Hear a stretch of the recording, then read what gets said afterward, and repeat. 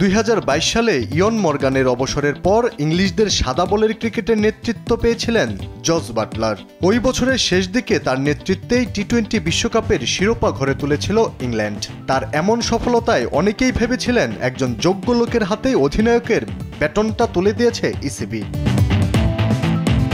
তবে সময় যত গড়িয়েছে ততই ব্যর্থতার পাল্লা ভারী হয়েছে বাটলারের। ফলে সব দায় কাঁধে নিয়েই চ্যাম্পিয়ন্স ট্রফি শেষ হওয়ার আগেই অধিনায়কত্ব ছেড়ে দিলেন তিনি। শুক্রবার ম্যাচ পূর্ববর্তী সংবাদ সম্মেলনে এই ঘোষণা দেন বাটলার।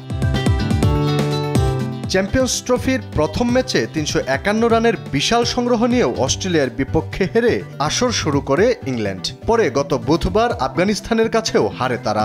আফগানদের বিপক্ষে লজ্জার হারের পর তীব্র সমালোচনার মুখে পড়ে বাটলারের অধিনায়কত্ব। শুধু এবারের চ্যাম্পিয়ন্স ট্রফি নয়, 22 টি-20 বিশ্বকাপ জয়ের পর আরও 2টি আইসিসি ইভেন্টেও ব্যর্থ হয় ইংল্যান্ড। 2023 ওয়ানডে বিশ্বকাপে গ্রুপ পর্ব থেকে বিদায়ের পর 2024 টি-20 বিশ্বকাপেও সেমিতে ভারতের কাছে হেরে যায় বাটলারের দল। আরও একটি আইসিসি ইভেন্টের ব্যর্থতার পর সরে দাঁড়ালেন তিনি। এমনকি সাদা বলের আন্তর্জাতিক ম্যাচেও জয় যেন রীতিমতো সোনার হরিণ হয়ে ওঠে বাটলারের জন্য। অবিশ্বাস্য হলেও সত্যি 2025 সালে সাদা বলের ক্রিকেটে ইংলিশদের জয় মাত্র একটি। সবশেষ 25 ওয়ানডের মধ্যে 7 জয়ের বিপরীতে 18টিতেই হেরেছে তারা। আলী আক্কাস, আকাশ, স্পোর্টস ডেস্ক, দেশ টিভি।